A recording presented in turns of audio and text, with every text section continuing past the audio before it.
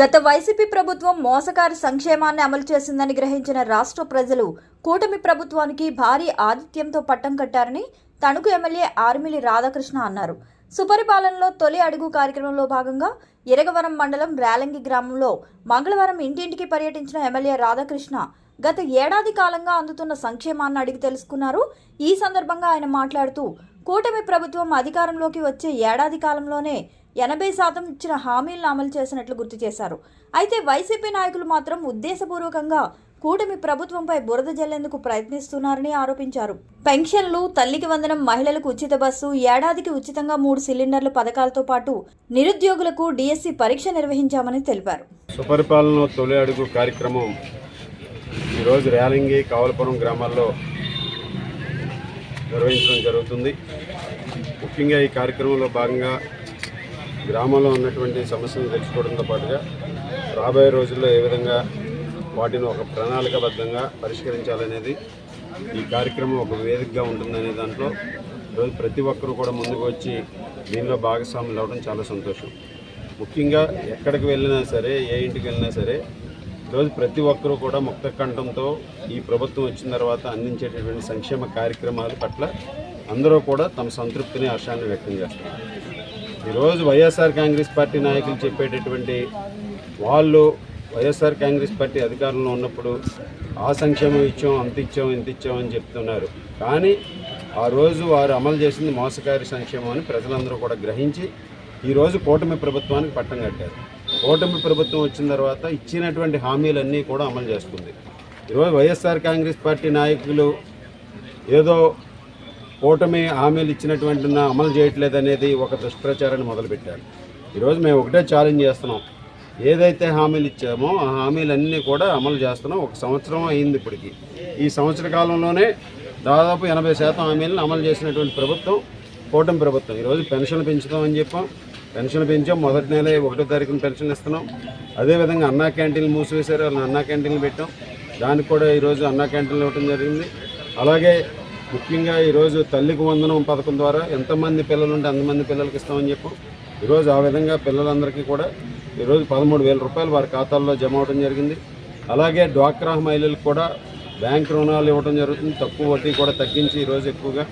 అలాగే మహిళలకు ఇచ్చేటటువంటి దాంట్లో దీపం పథకం ద్వారా గ్యాస్ సిలిండర్లని ఈరోజు 3 గ్యాస్ సిలిండర్లు ఏదైతే ఉచితంగా ఇస్తామని చెప్పామో దాన్ని కూడా ఇవ్వడం జరిగింది. అలాగే మహిళలకు ఉచిత బస్సు సౌకర్యం కూడా ఆగస్టు 15వ తేదీ నుంచి అమలు చేస్తామని చెప్పాం. అలాగే ఉద్యోగస్తులకు డిఎస్సి అమలు చేస్తామని చెప్పాం. ఈరోజు డిఎస్సికి 16,000 ఉద్యోగాలకు డిఎస్సి పరీక్షలు నిర్వహించాం. ఈరోజు గత ప్రభుత్వంలో వైఎస్ఆర్ కాంగ్రెస్ పార్టీ ప్రభుత్వంలో వాళ్ళు ఇచ్చినటువంటి హామీలు అన్నీ కూడా తొంగలోకి తగ్గారు. మద్యపాన నిషేధం చేస్తాం, సంపూర్ణ మద్యపాన నిషేధం చేసిన తర్వాతే 2024 ఎన్నికలకు వెళ్తానని చెప్పినటువంటి జగన్మోహన్ రెడ్డి మద్యం ఆదాయాన్ని తాకట్టు పెట్టినటువంటి వ్యక్తి జగన్మోహన్ రెడ్డి. అదేవిధంగా డిఎస్సి నిర్వహిస్తానని చెప్పి ఉపాధ్యాయుల పోస్టులు ఇస్తానని చెప్పి మోసం చేసినటువంటి వ్యక్తి. ఈరోజు ఆ విధంగా ఒక్క డిఎస్సిని కూడా నిర్వహించలేదు 5 సంవత్సరాల్లో. కేవలం నోటిఫికేషన్ ఇచ్చి వారందరినీ కూడా మోసం చేసినటువంటి పరిస్థితి. ఈరోజు అటువంటి విధంగా కాకుండా ఈరోజు ఏ వర్గానికి ఏ హామీలు ఇచ్చామో ఆ హామీలన్నీ కూడా అమలు చేస్తాం. అలాగే ముఖ్యంగా రైతులకి సంబంధించినటువంటి అన్నదాత పథకాన్ని కూడా త్వరలోనే ఎప్పుడు కేంద్ర ప్రభుత్వం ఇచ్చేటటువంటి 6,000 రూపాయలతో రాష్ట్ర ప్రభుత్వం 14,000 రూపాయలు కలిపి 20,000 రూపాయలు అన్నదాత పథకం ద్వారా అందించడం జరుగుతుంది. దానికి ఎప్పుడు కేంద్ర ప్రభుత్వం వాళ్ళు ఇన్స్టాల్మెంట్ వేస్తే దానికి మ్యాచింగ్గా ఆంధ్రప్రదేశ్ ప్రభుత్వం కూడా వేస్తుంది. ఆ విధంగా రాబోయే సంవత్సరం నుంచి ఈ సంవత్సరం నుంచి అన్నదాత పథకాన్ని కూడా అమలు చేయడం జరుగుతుంది. అలాగే ఉద్యోగస్తులకి యువతకి 20 లక్షల ఉద్యోగాలు కల్పిస్తామని చెప్పి దాంట్లోనే మొదటి సంవత్సరం దాదాపు 4.5 లక్షల ఉద్యోగాలకి ఈరోజు ఎంఓఏలు చేసుకోవడం జరిగింది. ఈ విధంగా ప్రతిదీ కూడా ఏదైతే ఆ రోజు మనం ఇచ్చామో హామీలకు అనుగుణంగా పెద్ద ఎత్తున పెట్టుబడులు వస్తున్నాయి. ఈరోజు మరొక పక్క అభివృద్ధి కార్యక్రమాలు, రాజధాని నిర్మాణం కానీ, పోలవరం నిర్మాణం కానీ, గ్రామాల్లో అభివృద్ధి కార్యక్రమాలు కానీ పెద్దపీట వేస్తున్నటువంటి ప్రభుత్వం. ఈరోజు కూటమి ప్రభుత్వం వచ్చిన తర్వాత మేము ఏ ఇంటికి వెళ్ళినా వాళ్ళందరూ కూడా ఒకటే చెప్తున్నారు, ఈ ప్రభుత్వం వచ్చిన తర్వాత పరిపాలన బాగుంది. ముఖ్యంగా ఉద్యోగస్తులు పెన్షన్లు, రిటైర్ అయినటువంటి ఉద్యోగస్తుల పెన్షన్ని దగాగౌరవ ప్రభుత్వంలో ఏ విధంగా ఇచ్చారో మనందరికీ కూడా గుర్తుంది. ఈరోజు ఉద్యోగస్తులు కూడా రిటైర్డ్ అయినటువంటి రిటైర్డ్ ఎంప్లాయీస్ అందరూ కూడా ఒకటే చెప్తున్నారు, గత ప్రభుత్వంలో 15వ తారీఖు వచ్చింది, 25వ తారీఖు వచ్చింది, 30వ తారీఖు వచ్చింది. కానీ ఈరోజు ఈ ప్రభుత్వం వచ్చిన తర్వాత ఒక ఉద్యోగస్తుడు చెప్పారు 40,000 రూపాయలు నాకు మొదటి తారీఖు వచ్చేస్తుందని, నాది రిటైర్మెంట్ది పెన్షన్ అని చెప్పి అంత ఆనందాన్ని, హర్షాన్ని వ్యక్తం చేస్తున్నారు.